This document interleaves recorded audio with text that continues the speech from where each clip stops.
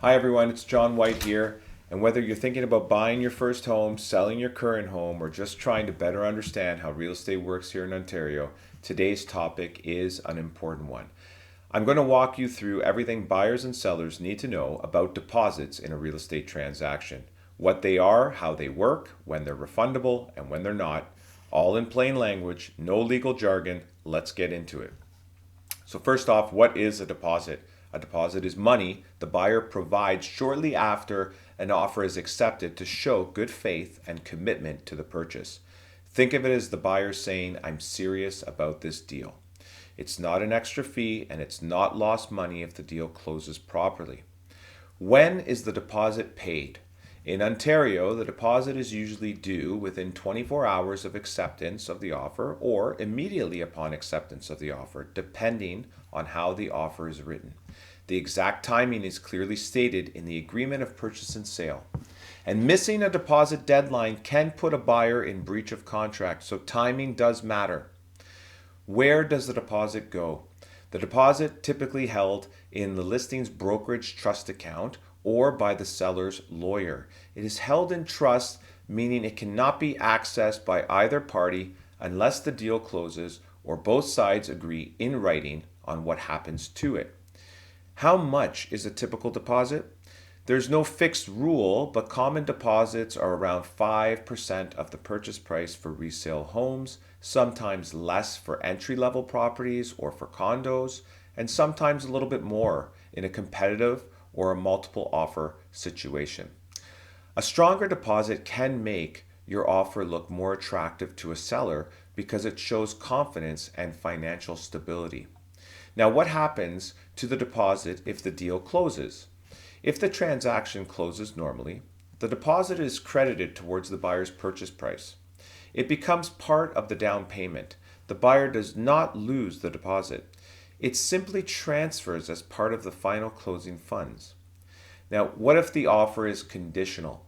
If an offer is conditional, for example, on financing, home inspection, sale of the buyer's property, and the buyer properly waives or fulfills these conditions within the timeline, the deal then becomes firm and the deposit stays in place. If the buyer does not waive the conditions and decides to cancel the deal within the conditional period, the deposit is then returned in full to the buyer, as long as everything is done correctly and on time.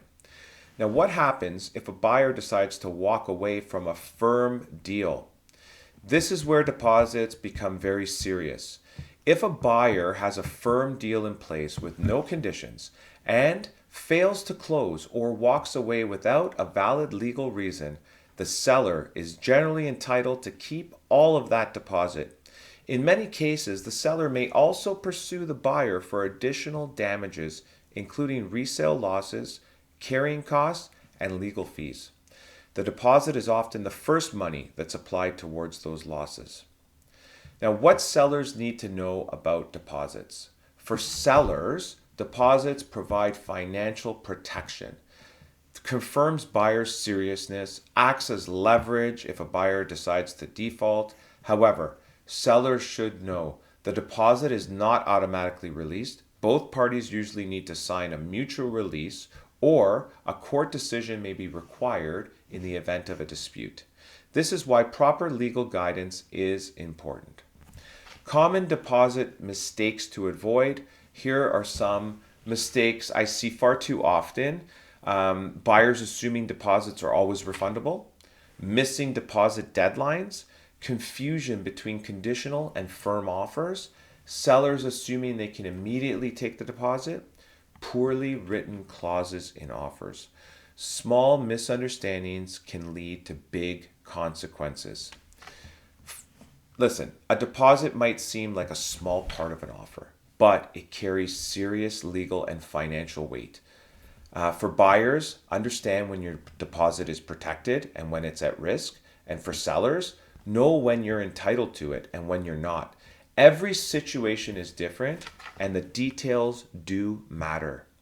If you're buying or selling and want help, how much deposit makes sense, how to structure a safe offer, how to protect yourself before going firm on an offer, I'm always here to help. I'm John White, a local experienced real estate broker, and my goal is to make sure you're informed, confident, and protected every step of the way. Thanks, guys.